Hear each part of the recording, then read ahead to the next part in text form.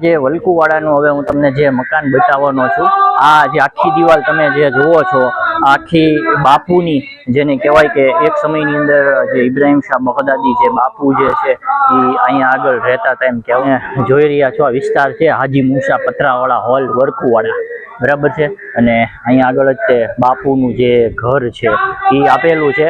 હમણાં હું તમને બતાવીશ એ જે મકાન છે.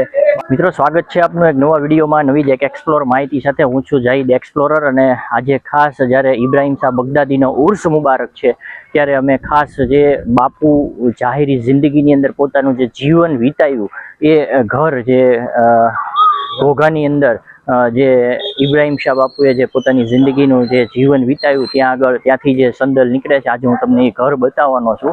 જે ઇબ્રાહિમ શાહ બગદાદી જે કબ્રસ્તાનની અંદર જે આરામ ફરમાવે છે ને આજે એમનો ઉર્સ મુબારક છે.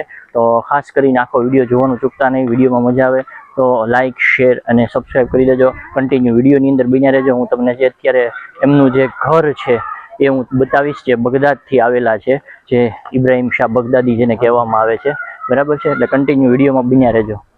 મિત્રો, આ જે તમે વિસ્તાર જે જોઈ રહ્યા છો વલકુવાડાનો વિસ્તાર છે અને ત્યાં આગળ જે બાપુનું જે ઘર છે એ આવેલું છે. ને તમે જુઓ છો કે જે સંદર લઈને જે લોકો છે એ જઈ રહ્યા છે, બરાબર છે. ને અહીંથી લઈને જે કબ્રસ્તાનની અંદર દરગાહ છે ઇબ્રાહિમ શાહ બગદાદીની, ત્યાં જવાનું છે. અને હું તમને જે આ વલકુવાડાનો વિસ્તાર છે ત્યાં આગળ બાપુનું ઘર આવેલું છે, જેને જાહેરી જિંદગી ત્યાં બીતાવી એ હું તમને બતાવીશ. આગળ જે તમે જગ્યા બતાવી છે, આ ઇબ્રાહિમ શાહ બાપુ એકવાર જે જાહેરી જિંદગીની અંદર અહીંયા આગળ જે રહેતા હતા એ જ જગ્યા છે. આ એ જ જે અત્યારે જે પહેલા અહીંયા છે ને 2 માળનું મકાન હતું, અત્યારે અહીંયા કોઈ મકાન નથી, બરાબર છે. અને હવે જે આપણે સંદર લઈને જવાનું છે ક્યાં જવાનું? આગળથી સેવા કરતો હતા ને એમના ઘરેથી આપણે, આ એમનું ઘર છે. આ બાપુની ગફ્ફરભાઈ સોળાવાળા છે. જો આખું બાપુનું 2 માળનું હતું, બરાબર છે. આખી જેને કહેવાય કે બાઉન્ડ્રી એ તમે જોઈ શકશો, બરાબર છે. મિત્રો, આગળ આપણે જાણે જોયું કે ઇબ્રાહિમ શાહ બગદાદી, હવે આપણી યારે જે ગફ્ફારભાઈ છે એની થોડીક માહિતી લેશું. દર વર્ષે જે સંદલ શરીફ જે છે એ અહીંથી એમના ઘરેથી જે નીકળીને જે કબ્રસ્તાનમાં દરગાહ છે ત્યાં આગળ જાય છે. તમારું નામ શું? ગફ્ફારભાઈ સોળાવાલા. ગફ્ફારભાઈ, કેટલા સમયથી અહીંયા આપણે જે બાપુનું જે સંદલ છે એ અહીંથી તમારા ઘરેથી નીકળે છે? લગભગ 120 વર્ષથી સેવા કરીએ છીએ. દાદીમાં, મારા પપ્પા, મારી મમ્મી, મારા ભાઈ, હવે અમે સેવા કરીએ છીએ. અને આમ તમારા દાદીમાં, તમારા કુટુંબી વડીલો બુજુર્ગોથી શું બાપુનું કઈ સાંભળેલું છે કે તમારી? એ તો બધા વાત કે તો વર્ષો થઈ ગયા બધા એમ મોહબ્બત એમ એ લોકો બહુ જાઓ જલાલી હતી, એકવાર જાઓ ઘણી બધી એમની પાસે હતી. અને બાપુનું કહેવામાં આવે છે કે અહીંયા હયાતીમાં જયારે રહેતા હતા ત્યારનું મકાન એક છે. હા, મકાન હતું, બધે વર્ષો થઈ ગયા, એમે થી ઉતારી લીધું મકાન. પછી નવું મકાન બને વાત ચાલે છે, નવું મકાન બનશે હવે, બરાબર છે. વાત એના જે વારસદાર છે બધા ત્યાં કલકત્તા છે, બોમ્બે છે, એ લોકો બનાવવાનું કહે છે, બરાબર છે. હા. અને બીજું શું કહેવા માંગશો બાપુની? બસ બાપુ દુઆ, બસ સૌ માટે દુઆ, મોમીન માટે કે સૌને તંદુરસ્તી આપે, સૌની મોહબ્બતથી, બસ.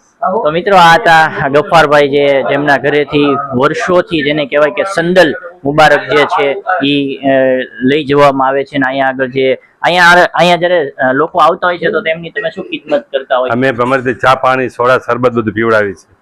વર્ષોથી સેવા કરીએ છીએ અમે. અમારા મહેમાન છે બધા મહેમાન. તો મિત્રો, આ હતા ગફ્ફારભાઈ. વિડીયોમાં મજા આવે તો લાઈક અને શેર કરી દેજો. જોઈ રહ્યા છો આ વિસ્તાર છે હાજી મૂસા પથરાવાળા હોલ વલકુવાડા, બરાબર છે. અને અહીંયા આગળ જ તે બાપુનું જે ઘર છે એ આપેલું છે. હમણાં હું તમને બતાવીશ એ જે મકાન છે.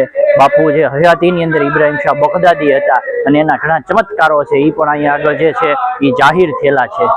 જે વલકુવાડાનું હવે હું તમને જે મકાન બતાવવાનો છું, આ જે આખી દિવાલ તમે જે જુઓ છો, આખી બાપુની જેને કહેવાય કે એક સમયની અંદર જે ઇબ્રાહિમ શાહ બગદાદી જે બાપુ જે છે એ અહીંયા આગળ રહેતા હતા એમ કહેવામાં આવે છે. અને હું તમને જે મકાન જે છે એ બતાવું, બરાબર છે. આ જે આગળ કહેવાય છે આ આખું જે પડ્યું છે, બરાબર છે. અહીંયા એક સમયની અંદર છે બાપુ જે છે અહીંયા આગળ રહેતા હતા, જેની પોતાની હયાતીની જિંદગીમાં. અને અહીંયા કહેવાય છે કે બાપુ જો અહીંયા જે એમનું લઈને આવવામાં આવે છે સંદલ પણ, બરાબર છે, અહીંયા ફેરવવામાં આવે છે. અને આખી જગ્યા જે એક સમયની અંદર કહેવામાં આવે છે કે બાપુ અહીંયા એમના જે કદમ પોશી કરવામાં આવી છે, જે તમે જુઓ છો, બરાબર. અહીંયા આગળ જે આ બાપુનું જે મુકદ્દસ અહીંયા ઈંડોળા ઉપર જે હિચકતા હતા જેને કહેવાય છે બાપુ, એ આ જગ્યા જે છે જે તમે જુઓ છો.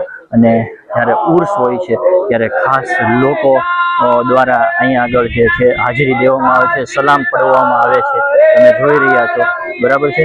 અને એક સમયમાં જે આ બનાવવાનું છે અહીંયા આગળ 2 માળનું જેને કહેવાય કે મકાન હતું એક સમયની અંદર. ઇબ્રાહિમ શાહ બગદાદી જે આજના સમયમાં ખૂબ જ મોટી હસ્તી છે અને લોકોના હજારો કામ જે થાય છે એ આ જ જગ્યા છે જે તમે જુઓ છો, બરાબર છે. હજી આજના સમયમાં પણ આ જે મકાન પેલું થઈ ગયું હતું એટલે આખું ઉતારી લેવામાં આવ્યું છે જે તમે જુઓ છો કે અહીંયા આગળ એક સમયની અંદર જે છે 2 માળનું જેને કહેવાય કે મકાન અહીંયા આગળ હતું, બરાબર છે.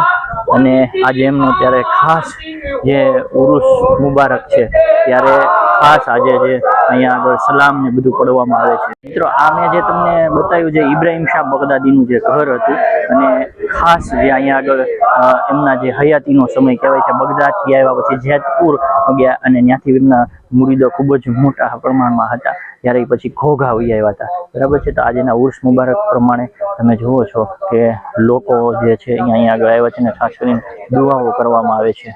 આ બધું જે આખી ફરતી પ્રોપર્ટી તમે જોઈ રહ્યા છો આ બધું બાપુના એક સમયની અંદર જે હતું એમાં જ આવે છે. આ બધું તમે જે જુઓ છો, બરાબર છે.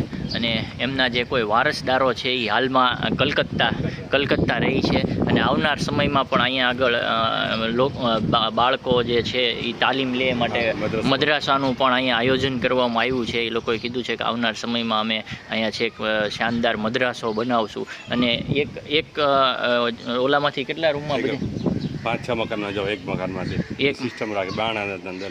પહેલાં એવું હતું એટલે પહેલાં અહીંયા આગળ મિત્રો એવું હતું કે એક મકાનમાંથી 5-6 મકાનમાં જઈ શકાય એવી આખી સિસ્ટમ. અને બહુ જૂનું મકાન, તમે તો જોયેલું હશે ને મકાન, બરાબર છે. અને આખું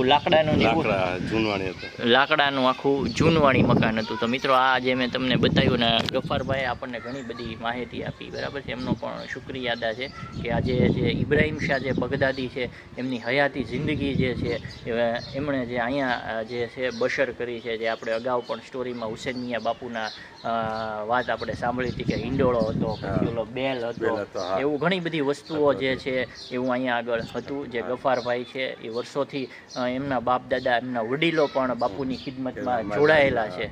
તો ખાસ કરીને વિડીયોમાં મજા આવી હોય તો લાઇક, શેર અને સબસ્ક્રાઈબ કરી દેજો.